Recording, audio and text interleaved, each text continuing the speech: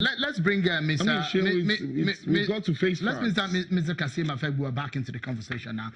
You did say today in that statement of yours, and you did mention the fact that the inner sanctuary of the presidential villa is all of a sudden opening its doors to one meeting or the other, all in the name of pre-election. As it stands right now, it does look like you have shut your door, I mean, talking about the reformed APC, to any form of reconciliation.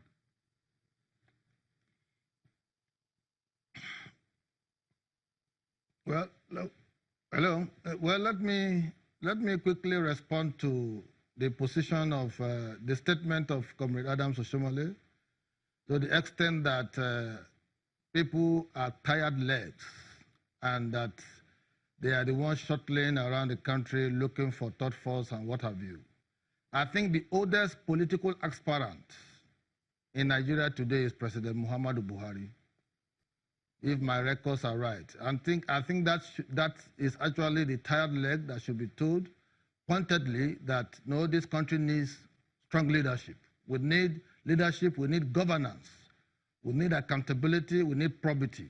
If anybody wants to be sincere with the president, he should be told that he's tired and he should take a bow. That is that. Secondly, we don't have any reason to go back to our vomit. We have said it categorically that the APC as it is presently represented is not one that can pursue or can make people to pursue their own political aspirations in a manner that Nigerians will embrace. Because in the last 3 years, they have not shown leadership, they have not shown governance. And secondly, why is it now? We have already entered into a coalition. We are a signatory to a coalition of close to 40 political parties who want to build a broad-based political party and a unity government where we'll be able to bring people from different shades of political parties to participate in a government with a view to uniting the country and build national integration and cohesion. As we speak now, the country is heavily polarized.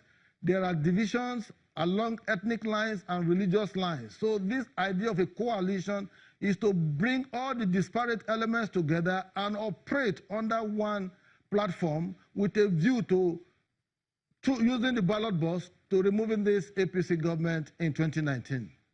So it looks so much that you're resolute. But tell us tonight, since let's use the benefit of your presence on the program tonight, how many governors of the APC and how many senators and House of Rep member do you have with you? We understand that maybe by Thursday or Friday, a lot of them will move out of the APC. Who do you have on your side? I can tell you categorically that we have majority of the members of the House of Reps, and we also have majority in the Senate. And we have some governors who are also with us. It's not my duty to tell you the numbers, but in a matter of days, you'll begin to see how the entire scenario will unfold. Is the Senate President and the Speaker of the House of Representatives in your group?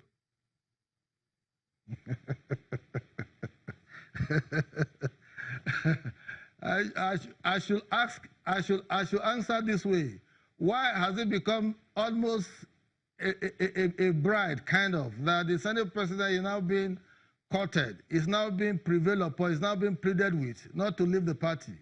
So if he's been invited for meetings, he's been persuaded and all of that, you should know that he's somewhere. Does it mean he's with you? Is he a member of the reformed APC? He's not just a member of the APC. Members of the APC in Kwara have taken a position and they have since aligned themselves with us. Oh, so interesting. So how far do you think the other side have gone to persuade you? You said they've dangled carrots and all what have you. How far? And someone would have said, like, look, they in fact offered you oil blocks, some of your members. Is that true? I didn't mention oil block in my statement, but we have heard that they promised automatic tickets, which to me is not a problem because you can't stop a man like Dr. Bukola Saraki, Senate President, from being a candidate of any party he wants to in Kwara State. That you should give him that recognition. You can also stop a man like the Speaker of House of Reps, Honorable Yakubu, Right Honorable Yakubu Dogara. You can't stop him from getting ticket of any party he wants in his constituency. You should also accord him that respect. Number 3 citizen, number 4 citizen, they are big political players in their respective constituencies. So when the APC leadership is dangling the issue of automatic tickets, we are going to ensure that you get your tickets, you return as Senate President and all of that. Bukola Saraki, the Senate President, is a strong political player. He was part and parcel of those who ensured that this government came on stream in 2015. So he was abandoned in the code. He was criminalized. He was disgraced. He was ridiculed. He was, in fact, they called it all manners of names. In the final analysis, as soon as he got the verdict of the Supreme Court saying that his trial was more or less frivolous and has no substance, he suddenly became a bride. All the present people who are the reconciliators, who are going to meet him, were all sitting down, maintaining some conspiratorial silence at that period. They were waiting for the sledgehammer to fall on him. But thank God for the Supreme Court, they gave him a clean bill of health. So now he suddenly became a bride. Let me bring Mr. Okolugbo into the conversation now. It does look like the reformed APC have made up their mind. But if you look at what is on the plate, that means if someone like Senate President Bukola Saraki leaves for the PDP or Speaker Dogara, that means that the reins of the leadership in the National Assembly has come to the PDP. What does this mean for your party?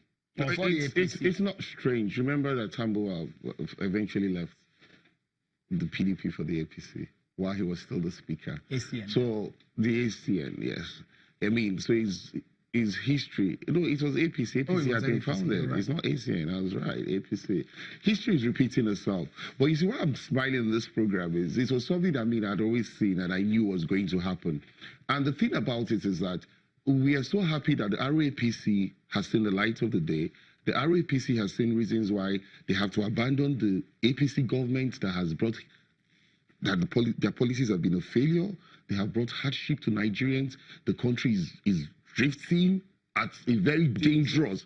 I mean, people don't understand how dangerous it is. You think your party, if, for example, your party with a coalition with a candidate like Atiku can defeat Buhari in 2019? Well, I wouldn't say Atiku now because Atiku is not the candidate of my party. We have Dankawabo, we have Atiku, we have Lamido, we have Shekarawo. It's rumored that Kwakwansu will come on board. So I wouldn't want to narrow it down to anybody yet. But it is very clear that whoever emerges the candidate of the PDP most likely will be the next president. I must sincerely thank you and Mr. Kasim Afegua. Mr. Kasim Afegua is the spokesperson of the Reform APC. Mr. Ken Okolugbo is a member of the PDP. We get some other perspectives tonight on the program.